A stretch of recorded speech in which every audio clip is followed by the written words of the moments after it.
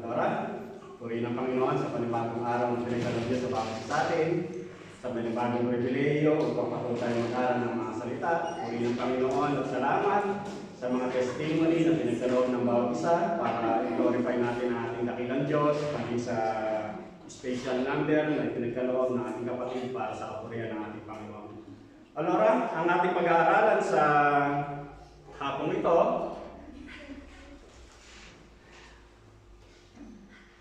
magmumula pa rin sa aklat ng 1 Thessalonians chapter 2 verse 5 to 8. Ang sabi niya rito sa mabuting balita, alam ng Diyos at alam din ninyo na sa aming pangangaral ay hindi kami gumamit ng pakunwaring papuri o ng mga salitang nagpupubli ng masakim na hangarin.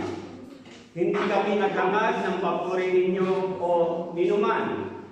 Bagamat may katwirang kami maghintay niyon bilang mga apostol ni Kristo. Naging magiliw kami sa inyo tulad ng isang mapagkalingang ina sa kanyang mga anak. Verse 8, dahil sa laki ng aming pagmamahal sa inyo, itinalaga namin ang aming sarili sa pangangaral sa inyo ng mabuting balita. Hindi lamang iyan, pati na aming buhay ay iahandog namin kung kakailanganin, lubusan na kayong napamahal sa amin.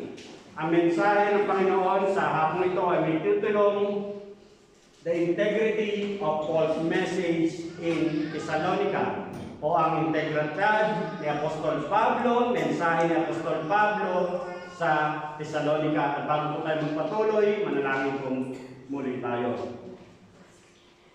Muli po, Ama, sa sandaling ito, patuloy ka namin pinasasalamatan sa pinakabagong araw, pribileyo na pinagkaloob mo sa amin upang patuloy kami mag-aral ng iyong mga salita. Salamat po, Diyos, sapagkat tunay nga na napakabuti mo. Tunay nga, Ama, na buhay ka. Tunay nga, Panginoon, na makapangyarihan ka at hindi ka nagbabago. Ikaw pa rin ang Diyos noon, ngayon, at magpakailanman. Ikaw ang simula, ikaw ang wakas, ikaw ang Diyos ng mga Diyos, ang hari ng mga hari, Panginoon. Ikaw nga po, O Diyos, ay banal. Kaya minsan pa sa mga oras na ito, patuloy kami nagpapakumbaba sa iyong trono ng biyaya, humihingi, Panginoon, ng paglilinis, upang ang siyang tunay na maging katanggap-tanggap ang aming gagawing pag-aaral sa mga sandaling ito, O Diyos. Dumadalangin po kami na sa tulong at gabay ng iyong Santong Espiritu, patuloy mo kaming tulungan, pagkalooban ng marunungan kaalaman, upang mas maintindihan at mahimay namin ang mga salita mo sa mga sandaling ito, O Diyos. Ikaw po ang siyang patuloy na mangusap sa bawat isa, Panginoon, sa mga sandaling ito. Minsan pa dumadalangin mo, O Diyos, na gamitin mo lamang akong instrumento upang sa gayon tunay nga na maabot, makapangusap ka, Panginoon, sa mga hinirang mo, Panginoon, upang sa gayon patuloy na mabago ang bawat isa at makalakad ng naayon sa iyong nais, Panginoon. Lord God, pagpalain po ang mga sandaling ito, O Diyos. Patuloy na ikaw lamang ang tatanggap ng papuri, pangarangal at pagsamba sa tayong mga lamang ng iyong anak si Jesus na ang Panginoon at sa rin ng pagligtas. Amen. At dito nga sa ating pag-aaralan, the integrity of Paul's message in Thessalonica. At minsan pa, ang sabi ko nga, ang ating pinag-aaralan sa mga panahon ito, pinag-aaralan natin yung series about sa aklat ng unang Thessalonica. At naririto na tayo sa 2nd chapter ng 1 Thessalonians. Noong last Sunday, ang pinag-aaralan natin, the sincerity to minister. At ngayon naman, the integrity of Paul's message in Thessalonica. Kapag sinabi mong integrity, ang sabi nga niya rito, integrity, the quality of being honest and having strong moral principles. Moral uprightness, he is known to be a man of integrity. Ibig sabihin, mapangahawakan mo. Mapangahawakan mo ang kanyang mga pananalita. Kumbaga, kung ano yung binitawan niyang salita, ibig sabihin, mapangahawakan mo kasi ibig sabihin, may katotohanan yung kanyang binitawang pananalita. At sinasabi nga niya ito, kahalin tulad siya ng honesty, probity, rectitude, honor, good character, principles, ethics, morals, righteousness, morality, virtue, decency, fairness, scrupulousness, sincerity, truthfulness, trustworthiness. Ika nga. At dito, makikita rin natin na sinabi naman ni isang well-known writer na si Brent Brown na ang integrity raw is choosing courage over comfort. Yung piliin mong maging matatag, matapang, kaysa yung masyado kang komportable, relax, kasi hindi ka na nakontento ka na masyado. At sinasabi rin dito, choosing what is right over what is fun, fast, or easy, and choosing to practice our values rather than simply professing them. Ibig sabihin, kung ano yung mga pinaniniwalaan mo, mas pipiliin mong i-practice, isa pamuhay, kung ano yung sinasabi mo, pinaniniwalaan mo, kaysa binabanggit mo lang. Kaya dito sa ating pag-aaralan, kumbaga the integrity of Paul's message in Thessalonica, meron tayong 4 na titingnan. Yung una na pinakikita niya rito sa verse 5, Paul did not use flattery words or covetousness. Sa verse 5, ang sabi nga niya rito, alam ng Diyos at alam din ninyo na sa aming pangangaral ay hindi kami gumamit ng pakunwaring papuri o ng mga salitang nagkukubli ng masakim na hangarin. Sa King James Version, ang pagkaka-translate niya, for neither at any time did we use flattering words, as you know, nor a cloak for covetousness. God is witness. Anong sabi? For neither at any time. Kahit anong oras, kahit panahon, hindi kami gumamit ng anumang mga pakunwaring salita, pakunwaring papuri, o mga salitang nagpupublit ng masakim na hangarin. At dito nga sa King James Version, ang sabi, may binanggit sa nor a cloak for covetousness. Kung ba hindi raw gumamit ng cloak, ano ba yung cloak? Ang sabi sa Tagalog, balaban. Ibig sabihin, pinauunawa na yung mga itinuturo, binabanggit, ipinapangaral ni Apostol Pablo, hindi siya gumamit ng balabal. Kumbaga parang ganyan tinatawag na balabal. Kumbaga pag sinabi mong balabal, kung pamilyar ka sa mga fantasy movie o maging yung mga pelikula halimbawa ni Robin Hood. Kumbaga si Robin Hood, di ba, para may ginagamit siyang pantakip para hindi siya makilala. Maging yung stepmother ni Cinderella, ibig sabihin may nakapalaban. Kumbaga may tinatago. Kaya ka nagsusuot ng ganyan.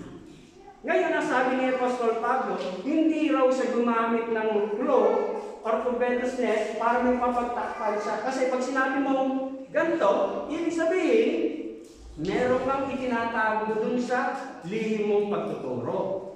Pero sinasabi ni Pablo, hindi ako ganito, hindi kami ganito.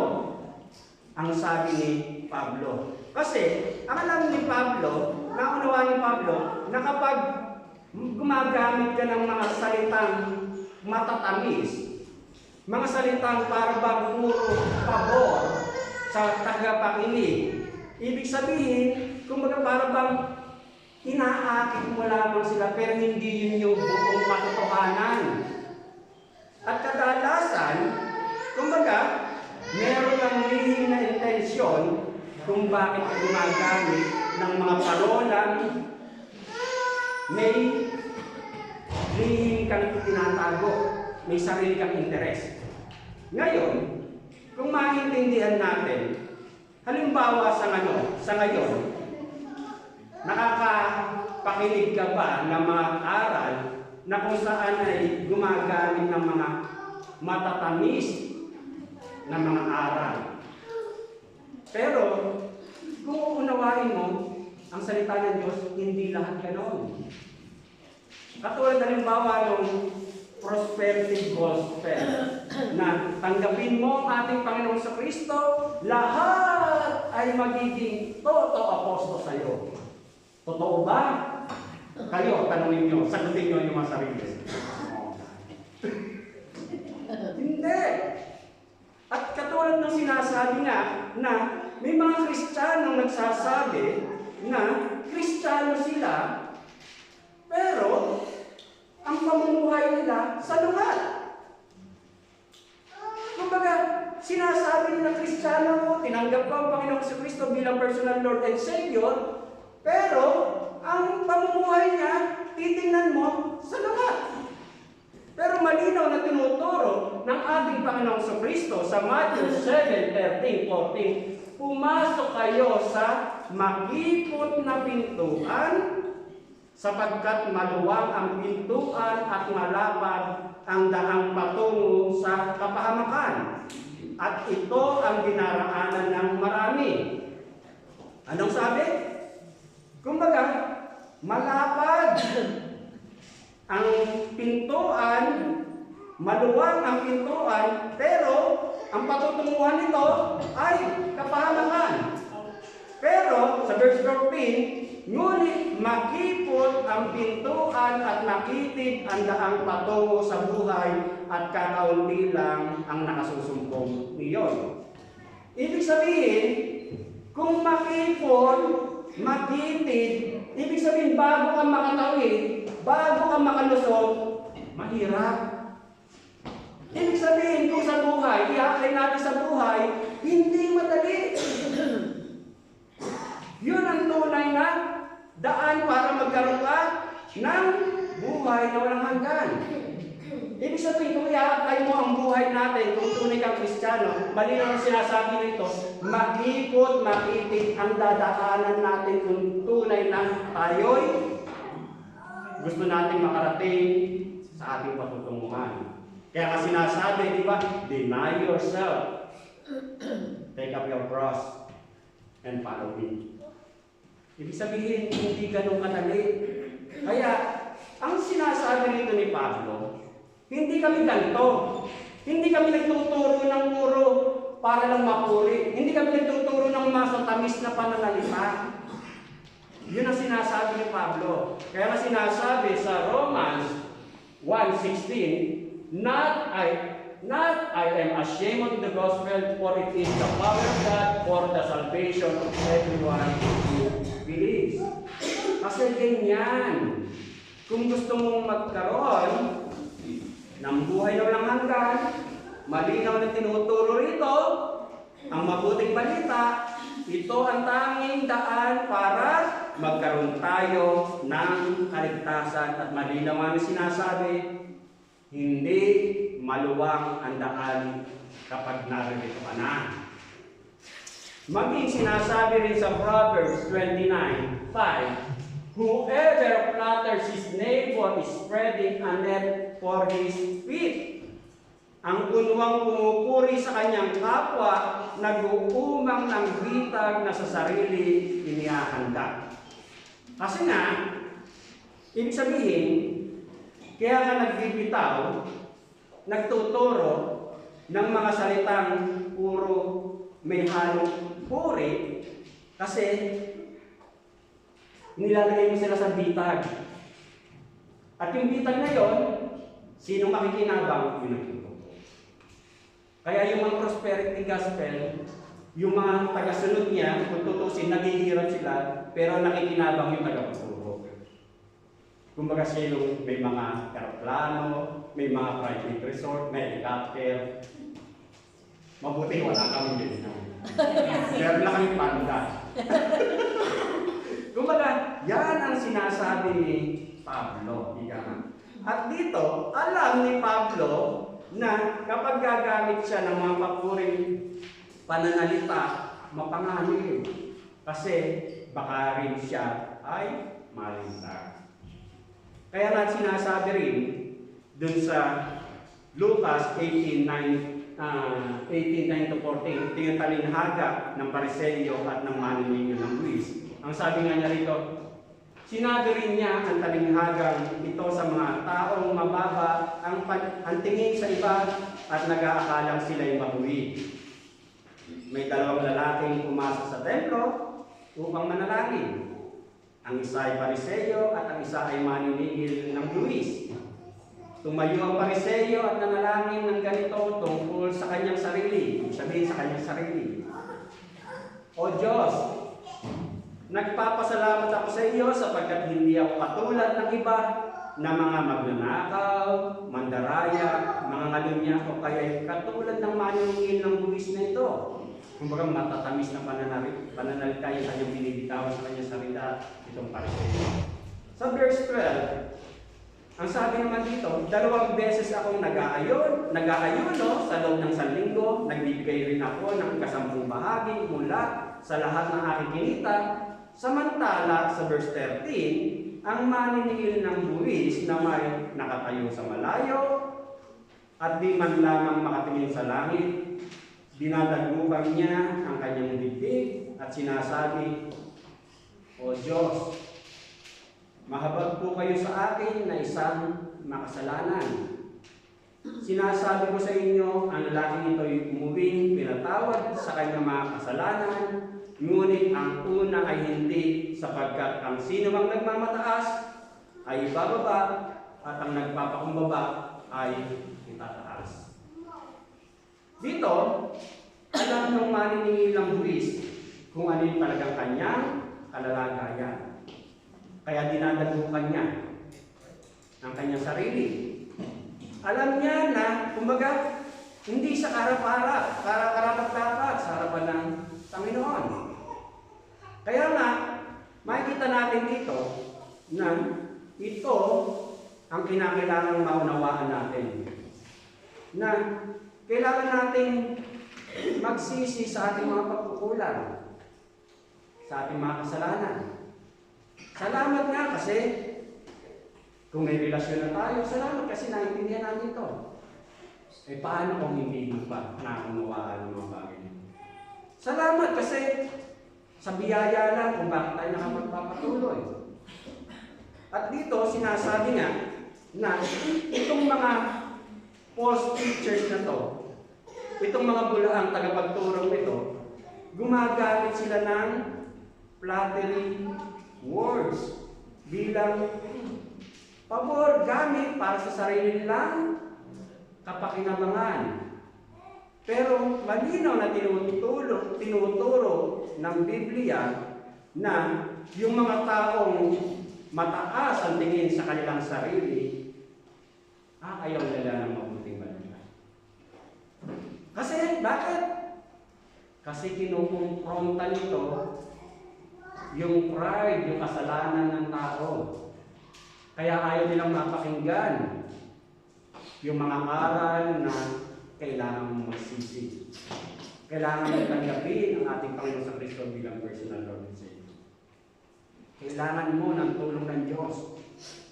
Ayaw nilang matanggapin yan kasi ang tingin nila, mataas sila, marunong sila, hindi ko yan kailangan.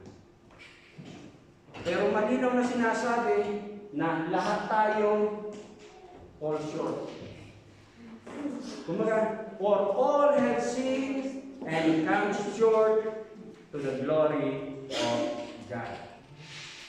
Kumbaga, malinaw na itinuturo na kailangan nating pagsisihan ang ating mga kasalanan at malinaw na tinuturo na sa pagpapahayag ng salita ng Diyos, maging si Pablo, sinasabi niya hindi siya gumamit ng mga matatamis na pananalita para sa sarili niyang kapanganahan. At dito, pinaunawa nga sa atin na kailangan natin maunawaan na sa isang tao, dapat mong maintindihan, sinasabi rin ng Biblia, ang nais ng puso, laging ang sariling kapanganahan.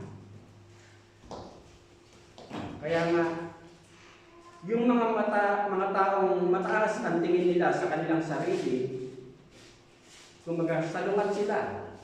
Hindi nila matanggap kung ano yung tinuturo ng salita ng Diyos. Pero, pinaunawa sa atin, maging ang sabi nga ni Peter sa 1 Peter 2, 1-3. Therefore, rid yourselves of all malice and all deceit, hypocrisy, envy, and slander of every kind. Like newborn babies, crave pure spiritual milk, so that by it you may grow up in your salvation, now that you have tasted that the Lord is good. Layuan na natin yan, mga kapatid. Kung tinutuwid tayo ng Diyos, magkaroon tayo ng pusong handang magpatuwid sa Kanya. Kaya nga kung tinatamaan ka, pasalamat ka. Kasi, ibig sabihin, merong nais ituro ang Diyos sa iyo. Kasi, kung puro, ang sabi nga ng isang preacher, umalis ka na sa isang iglesia, kung purong napapakinggan mo ay puro pabor sa iyo. Ibig sabihin, hindi totoo yan.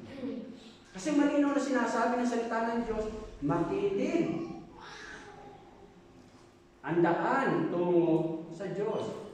Ibig sabihin, hindi madali. Marami kang susurrender. Marami kang susuko. Para magkaroon ka ng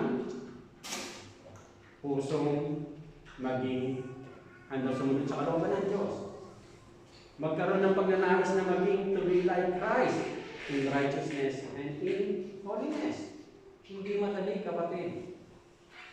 Kaya nga, ang sinasabi nga niya rito, para tayo makapanalo ng isang kaluluwa, hindi natin kailangan gumamit ng mga matatamis na turo. Ang dapat natin ituro ay kung ano yung katotohanan sinasabi ng salita ng Diyos. Kailangan natin magsisi at kailangan natin ng isang tagapagligtas. Walang iba ang ating Panginoon sa Kristo. Kaya nga, sinasabi sa atin, malinaw na sa ating pagtuturo, meron talagang kakalaban sa atin. Kasi nga, hindi ito yung kinasanayan. Marami magpe-persecute sa iyo. Maraming magiging hadlang sa pagtuturo mo ng katotohanan. Sa pagtuturo ng katotohanan mula sa Diyos, maraming magiging hindrances. Pero ito ang dapat nating gawin. Katulad ng sinasabi ni Pablo, na si Pablo, hindi siya gumamit ng mga salitang may halong mga papuri. Kaya nga sabi niya rito sa 1 Thessalonians chapter 2 verse 2, alam ninyong hinamak kami inalipusta sa Filipos. Kasi nga, si Pablo at yung kanyang mga kasama, sina Silas, galing sila sa pag-mission sa Philippi, sa Filipos. Ano nangyari sa kanila ron? Binugbog. Dahil sa pagtuturo ng mabuting balita. Pero hindi naging hadlang yon para magpatuloy sila na humayo at magturo hanggang nakarating sila dito sa Thessalonica. Yun ang siyang nais ipaunawa sa atin na makakapagbigay tayo, makapagtuturo tayo ng katotohanan na hindi gumagamit ng mga matatamis na pananalita. Kundi kung ano yung tinuturo na salita ng Diyos kahit may mga hadlang man. Yun ang siyang unang pinakikita ni Pablo na siya may integridad kasi hindi siya gumamit ng mga parolang mga akit lang. Yung pangalawa, ang sabi nga niya rito, Paul did not seek for glory from men. Doon sa verse 6 at saka sa verse 7, yung unang bahagi, hindi kami naghangad ng papuri ninyo kanino man. Bagamat may katwiran kami maghintay niyon bilang mga apostol ni Kristo. Sa King James Version, sabi niya rito, nor did we seek glory from men, either from you or from others when we might have made demands as apostles of Christ. nung magministeryo, nung magturo si Apostol Pablo sa mga kapatid sa Thessalonica, kumbaga hindi niya inisip kung ano yung magiging o yung tatanggapin niyang papuri dun sa mga taong naroon sa Thessalonica. Hindi pumasok sa isipan niya yun. Maingat si Apostol Pablo na gawin na sa kanyang paghayo, ang kanyang gagawin ay kung ano yung kanyang matatanggap na papuri dun sa kanyang mga kahayagan. Maingat si Pablo ron. At dito, makikita natin, kaya hindi ganun ang mindsetting ni Apostol Pablo, kasi sapat na kay Apostol Pablo na ang kanyang kaganapan, ang kanyang papuri ay manggagaling sa relasyon niya kanino? Sa ating Panginoong Jesucristo. Kaya hindi niya hinahangad kung ano yung gagawin ng papuri o ibibigay ng papuri ng mga kanyang hahayagan o ng mga taga-Thessalonica. Ngayon, kung i-apply natin halimbawa ngayon malapit na ang ating 25th Church Anniversary ng LJPF pala. Busy tayo sa ating mga preparasyon, sa ating mga practices na ginagawa. Ngayon, ano ba ang nagmamotivate sa iyo para i-involve mo ang sarili mo sa mga practices, sa mga gawain ito? Naghihintay ka ba ng papuring sasabihin ng mga kapatiran o ng mga magiging bisita? Yan ba ang nagmamotivate sa iyo? O isang paalala na dapat nating maintindihan na ang nanonood sa atin o ang manunood sa atin ay Diyos ng mga Diyos, Hari ng mga hari. Magiging katanggap-tanggap ba ang gagawin mong mga partisipasyon? Ano bang motibo mo kung bakit ka nagpa-participate? Ginagalingan mo ba dahil pupurihin ka ng mga manunood sa iyo? O ginagalingan mo kasi iyahandog mo yan para sa Diyos? Kaya nga, maging, ang sabi nga ni Pablo, dun sa 1 Thessalonians 2:4, minarapat ng Diyos na ipagkatiwala sa amin ang mabuting balita. Minarapat. Ibig sabihin, ito yung nais talaga ng Diyos. Ito yung will ng Diyos. Kaya nakakapangaral sila. Nakakangaral kami upang bigyang kasiyahan, hindi ang kundi ang Diyos na nakasisiyasat ng ating puso. Pinag-aralan natin yan last Sunday. Kasi alam ng Diyos kung ano ang laman ng puso natin. Nasisiyasat niya yan. At yung maging dito sa verse 6 na ating pinag-aaralan niya, sabi nga niya, hindi kami naghangad ng papuri ninyo o inuman. Sana ganun din tayo.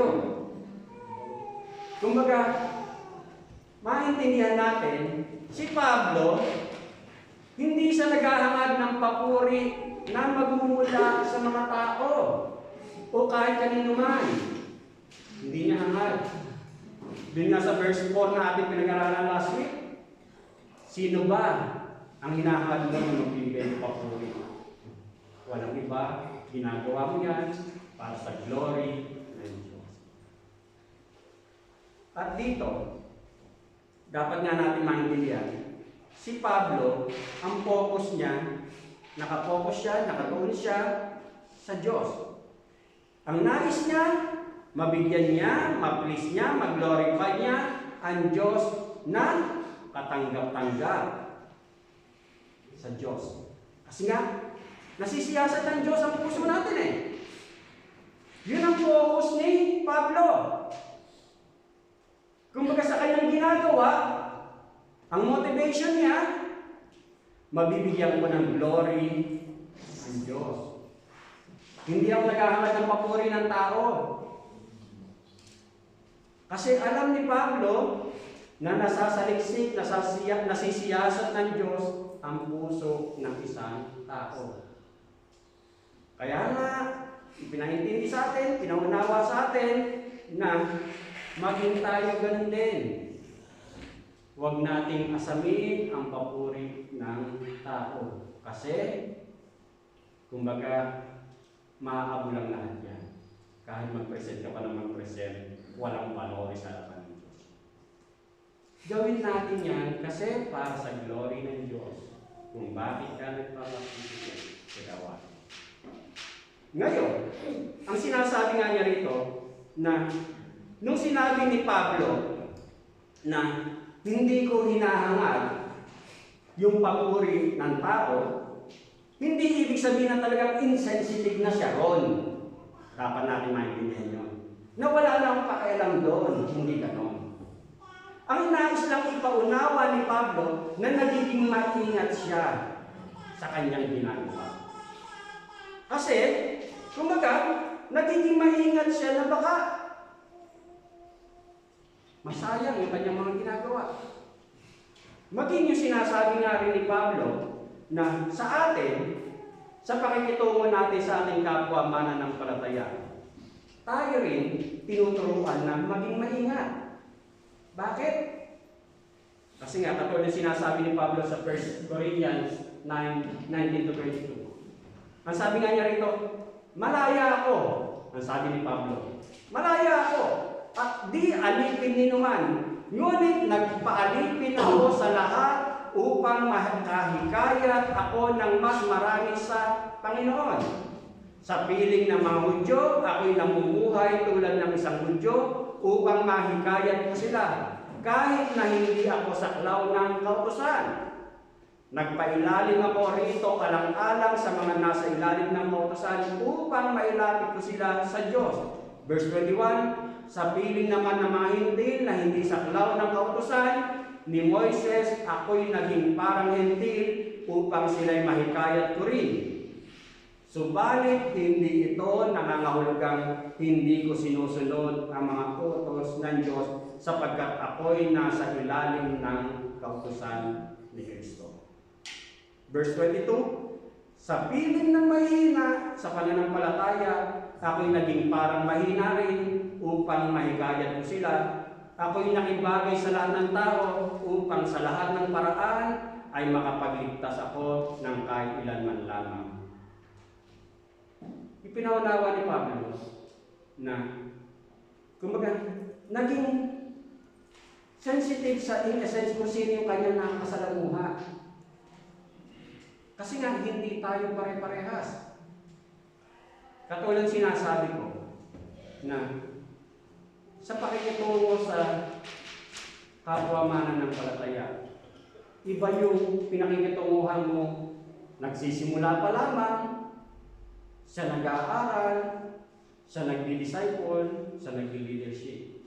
Kasi hindi mo pwedeng ituro o kausapin yung nagsisimula pa lamang nang bibigyan mo ng mga pananalitang medyo mataas na. Ganon din ang sinasabi ni Pablo.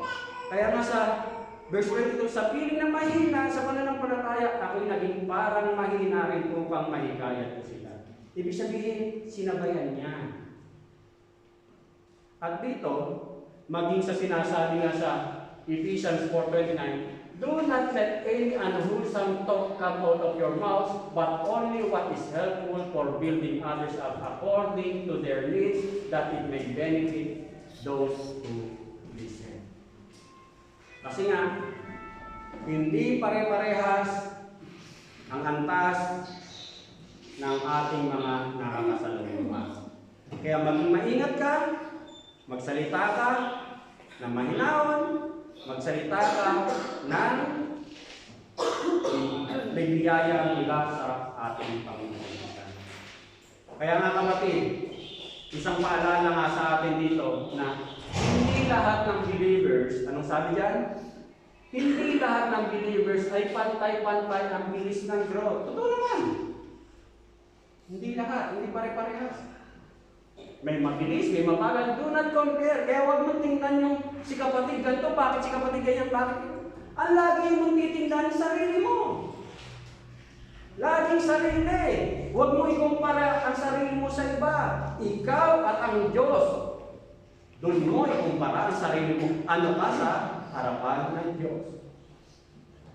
Do not compare, may kanya-kanyang timeline ng Diyos. He transformed people in His perfect time and perfect ways.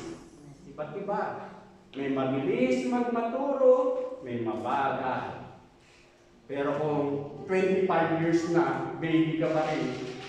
Kaya sabi dyan, transform. Ibig sabihin, mababago. Eh kung 25 years na, baby ka pa rin, ay hindi. Ay kulang ka sa, dapat nasa incubator ka. Hindi ka na nagbago. Kumbaga, malinaw na sinasabi dyan na sa bawat aksyon na ginagawa ni Apostol Pablo sa pakikitungo niya sa kapwa niya, ang primary focus niya ay to please and glorify God. Yan ang kanyang primary focus niya. Magbibigay glory ba ito sa Diyos? Mag-please ko ba ang Diyos sa ating mga ginagawa? Yung acceptance ni Pablo, kumbaga makikita niya, nakukuha niya, walang iba kundi sa ating Panginoong Jesucristo. Ibig sabihin, si Apostol Pablo, tama ang kanyang puso, tama ang kanyang motibo sa kanyang paglilingkod. Kaya nga kapatid, ang sabi nga niya rito, kumbaga, huwag mong hanapin na tanggapin ka ng lahat ng tao. Kasi maging si Pablo, ganun eh. Huwag mong hanapin. Kumbaga, si Pablo, nag-minister siya from an understanding kung ano yung kalalagayan niya sa harapan ng Diyos. Kumbaga, kung ano yung kanyang sitwasyon sa harapan ng Diyos. Kasi nga, hindi tayo pare-parehas eh. At hindi mo ma-please ang lahat. Dapat mong maintindihan, ang dapat mong tingnan ay ang sarili mo sa harapan ng Diyos. At dito, ang sabi nga paalala sa atin, hindi kami naghangad ng papuri ninyo aninuman, bagamat may katwiran kaming maghintay niyon bilang mga apostol ni Kristo. Ang sabi nga ni Pablo rito, bagamat meron akong rason, meron kaming rason na maghintay ng ganitong ibigay niyo sa amin. Pero hindi ginawa ni Apostol Pablo. Naging maingat siya na huwag niyang gamitin yung authority yun, baka ma-misinterpret siya. Kumbaga, yun yung nais ipaunawa ni Pablo. Yung pangatlo na itinuturo sa hapong ito, Paul was gentle as a nursing, like a nursing mother. Yung mga testimony natin, sabi ko, napakabuti talaga ng Diyos. Kumbaga siya talaga ang nagbibigay ng mga nagkakalakit-lakit ng lahat. Ang sabi niya rito, doon sa verse 7, yung ikalawang bahagi, naging magilid kami sa inyo tulad ng isang mapagkalingang ina sa kanyang mga anak. Si Apostol Pablo, itinuring niya, inihalimbawa niya ang kanyang sarili katulad sa isang inang magiliw. He was gentle like a nursing mother with her children. Kumbaga, inihalin tulad ni Pablo yung kanyang sarili sa isang ina na mapagkalinga. Kumbaga, nanay yan, ito nanay din yan. Kahit manong yan, nanay yan. Kinagalingan niya yung kanyang mga sisiw. Nasa kanyang mga basang-basahan na si nanay para lang maprotektahan ang kanyang mga anak. Kaya sabi dito sa testimony kanina, kapag anak ang pinag-usapan, ang hirap. Kumbaga kahit masaktan ka na, para lang sa anak mo, gagawin mo. Yan, inahin tulad ni Pablo yung kanyang sarili na he was gentle like a nursing mother. Tulad ng isang ina na kinakalinga niya ang kanyang mga anak. Ngayon, alam ko naman kasi habang ilang years na kami rito, 7 years na rin halos mahigit, may mga kapatiran din naman ako nakakakwentuhan na may mga ilang nanay din. May ilang kapatiran din tayo na ilang kapatiran na nakaranas din na hindi naging mabuti ang experience nila sa kanilang ina. Pero in general, pag sinabi mong ina, nanay ay nanay. Kumbaga pag sinabi mong nanay, handaya magsakripisyo para sa kanilang mga anak. Bagamat yung iba, sabihin natin hindi nabigyan mo maganda yung kanilang experience sa kanilang ina, pero pag sinabi mong ina, ina. Kaya nga, kinahaling tulad ni Pablo ang kanyang sarili sa isang mapagkalingang ina.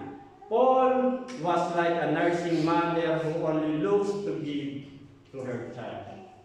Kumbaga si Apostol Pablo, katulad siya ng isang mapagkalingang ina, ang nais lang niya, makapagbigay siya kung ano yung mga pangangailangan ng kanyang anak. At dito, makikita natin na ang mga babies, ika nga, ayan, umiiyak na si baby. Ang baby, kumbaga, hindi yan nakapagsasalita. Pag nagugutom yan, may nararamdaman, iiyak lang yan. Pag maiihi o magpupupo, papatak na lang yan kasi basa na pala ang kanyang puwetan. Kumbaga, ganyan ang baby. At ang baby, hindi madaling alagaan. Maraming pangangailangan, sabitin.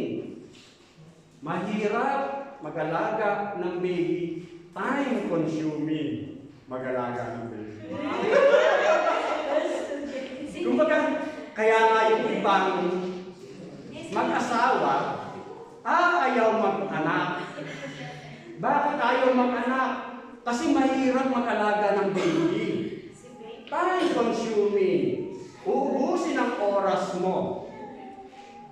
Kumbaga, paano nga kaya magbabakasyon sa Norway si Casey? Paano na kaya yung pamilya Agas?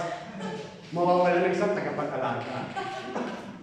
Kumbaga, pag sinabi mong baby, ika na mahirap alagaan, maraming mga kailangan, kumbaga, maraming ang dapat isakripisyo para mabigyan mo, mapalaki mo ang iyong anak.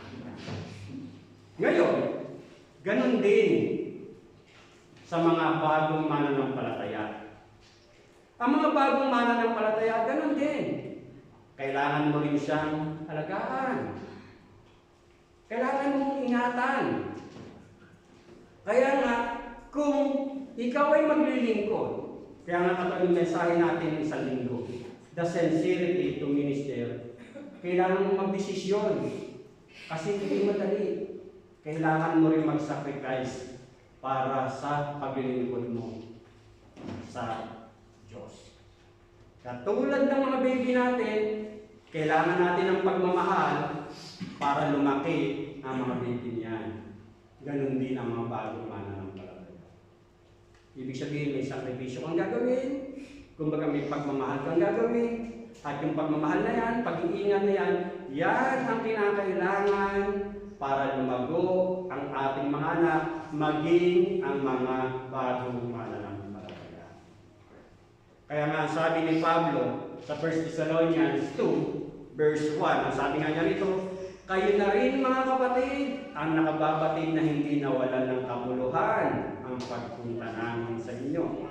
Sa verse 2, sabi niya rito, alam ninyong hinamak kami inalupusta sa Pilipos. Ibig sabihin talagang ibinigay nila ang kanilang sarili. Gayon may pinalakas ng Diyos ang aming loob upang ipahayag sa inyo ang mabuting balita sa kabila ng maraming hadlang. Alam ng Diyos at alam din ninyo na sa aming pangangaral ay hindi kami gumamit ng pakunwaring papuri o ng mga salitang nagpupubli ng masakim na hangarin. Sa verse 9, tiyak na natatandaan pa ninyo mga kapatid kung paano kami gumawa at nagpagal araw-gabi para hindi kami maging pasanin o inuman. Samantalang ipinahayag namin sa inyo ang mabuting balita. Verse 10, saksi namin kayo at gayon din ang Diyos na kami ay tapat, mabuti at ganap sa pakikitungo sa inyo na mga sumasampalataya. Tulad ng alam ninyo kami naging parang ama ng bawat isa sa inyo. Dito, makikita natin na sina Apostol Pablo, hindi lang ang mabuting balita ang ibinigay nila. Inilaan din nila ang kanilang buhay. alam ninyo, kami, kumbaga, naka-involve sila. Kumbaga, yun ang nasa-unawa ni Pablo na hindi lang namin itinuro sa inyo yung mabuting balita, maging yung buhay namin, inalay namin para sa inyo. At katulad nga na sa mga baby, ika nga, katulad ng mga bagong mananampalataya, malinaw na makikita natin na kailangan natin ipakita yung ating pag-aruga, pagmamahal, pagkalinga sa kanila para sila'y lumaki. Ngayon, siyempre, darating na ang panahon na lalaki ang ating mga anak, maging ang mga buhay mananampalataya, lumalaki yan. Pag hindi ka lumaki, question mark, banso. Kumbaga, katakataka pag hindi ka lalaki. Ngayon, minsan din, ang nagiging problema, kapag lumalaki na ang ating mga anak, natututo ng tumayo sa kanilang sarili, ay natututo ng sumagot. Natututo ng mga tuwiran. Natututo ng sumuway. Ganyan. Yung mga anak natin, ganyan ang nangyayari. Normal. Maging sa buhay spiritual, ganyan. Ang sabi nga ni Pablo kay Timoteo sa 2 Timothy 2:22-25, kaya nga bilang isang kabataan, kumbaga pinangaralan ni Pablo si Timoteo bilang tagapangasiwa ng church na pinag-iwan sa kanya sa Pilipos. Kaya nga bilang isang kabataan, iwasan mo ang masasamang pagnanasa, subalit pagsikapan mong maging matuwid. Ibig sabihin, tingnan mo ang sarili. Pagsikapan mong maging matuwid, tapat, mapagmahal, ibig sabihin sarili pa rin talaga. Mapagmahal at mapayapa kasama ng mga taong may pusong malinis at tumatawag sa Panginoon. Sa verse 23, iwasan mo ang mga walang kabuluhang pakikipagdebate sapagkat alam mo namang nauwi lamang iyan sa mga pag-aaway. Iwasan mo makapagdiskusyon kasi magiging away lang. Sa verse 24, ang lingkod ng Diyos ay hindi dapat makipag-away. Sa halip ay dapat siyang maging mabuti sa pakikitungo sa lahat, mahusay magturo at matyaga. Mahinahon niyang tinutuwid ang mga sumasalungat sa Kanya, baka sakaling marapatin ng Diyos na sila'y magsisip tumalikod sa kanilang mga kasalanan upang makilala nila ang katotohanan. Kumbaga mahinahon pa rin. Bagamat itong mga tao ito, sumasalungat, kumbaga sumusuway, kumbaga ang sabi niya rito, huwag kang makipag-away. Kumbaga, maging mahinahon ka pa rin. Ituwid mo sa tamang pamamaraan. At dito, makikita natin na ang sabi nga niya rito, si Pablo, katulad siya ng isang mapagkalingang inihalin tulad niya ang kanyang sarili sa isang nursing mother na ibinibigay niya kung ano yung pangangailangan ng kanyang anak.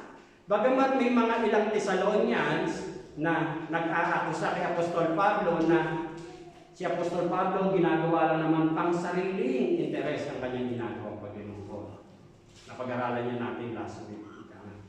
Pero, ang ipinaunawa ni Pablo na ang tingnan niyo mga kapatid, ang tingnan niyo mga mananampalatayang nasa Thessalonica, tingnan niyo kung paano ako naging mahinahon ng pakikitungo sa inyo.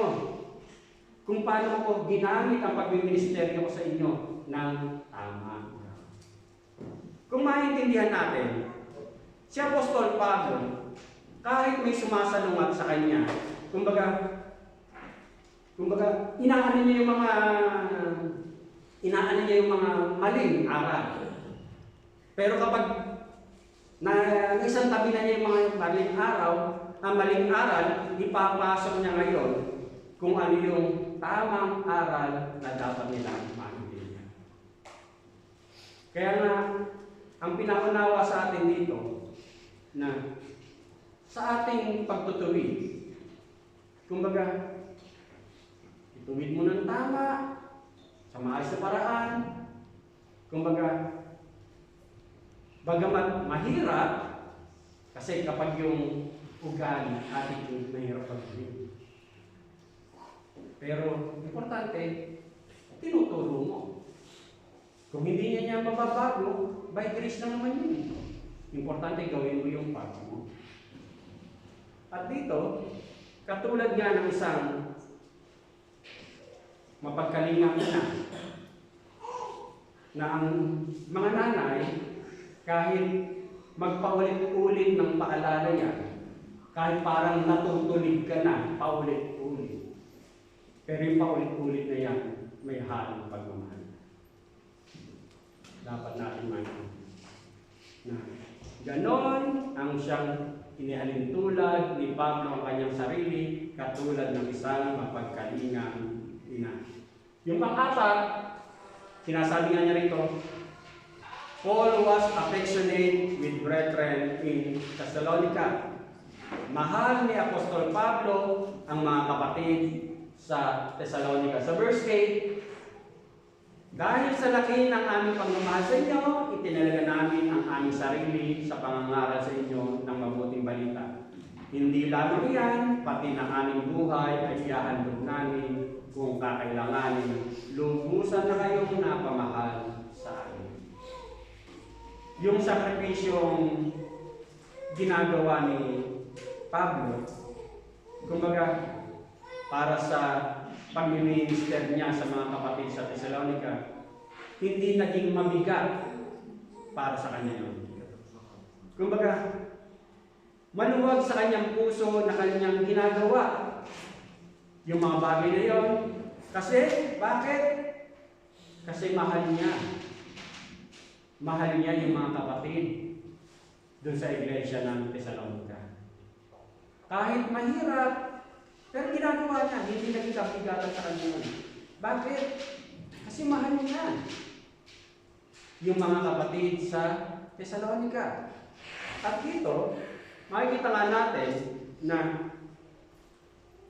yung pagtuturo ni Apostol Pablo ay naging effective hindi lang dahil sa isinere niya ang mabuting balita, kasi sa pag-share ng kanyang mabuting balita, naka-involve yung buhay mismo ni Apostol Pablo.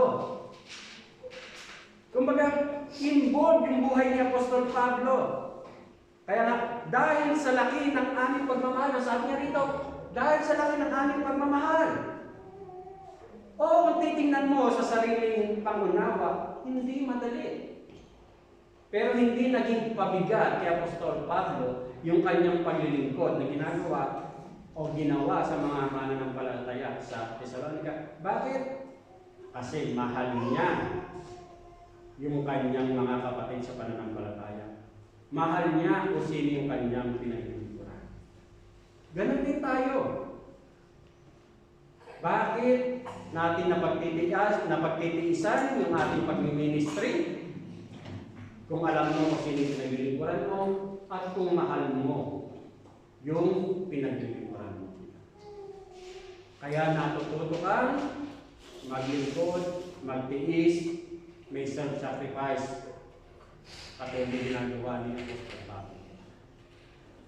At dito, sinasabi nga na yung mga tao, hindi masyado nilang tinitingnan kung ano yung sinasabi mo kesa sa kung paano mo ipakikita kung paano mo sila kinakalinga o pinapahalaga. Kumbaga, yun ang nais ipaunawa ni Pablo. Hindi lang basta sa sinasabi mo, kundi maging ang sarili mo involved talaga kung paano mo sila kakitaan na sila'y mahalaga para sa iyo. Kaya nga kapatid, dapat natin maintindihan na si Apostol Pablo hindi lang basta nag-share ng mabuting balita, kundi maging ang buhay niya ay inilaan niya, ibinigay niya sa kanyang mga pinaglilingkuran.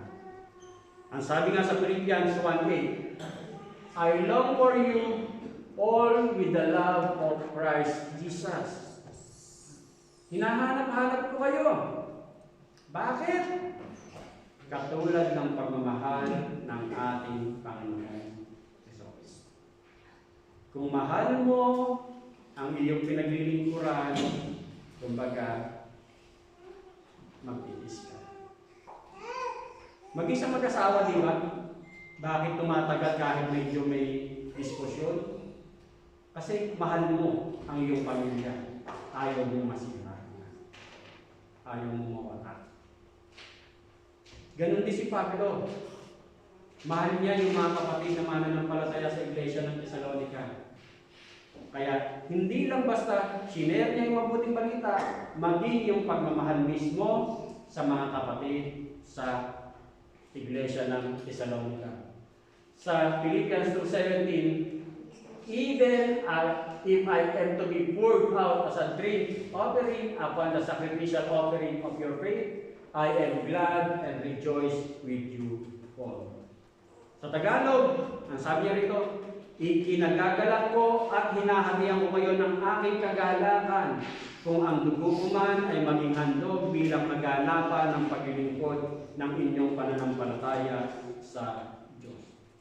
Ibig sabihin, kahit yung buhay ni Apostol Pablo ay inilaan niya talaga sa kanyang paglilingkod.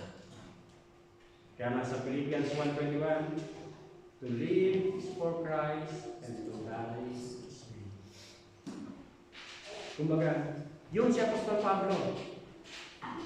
Kung ano yung kanyang itinuturo, kung ano yung kanyang sineshare, naka-involve ang buhay niya. Kumbaga, totoo siya sa kanyang sarili.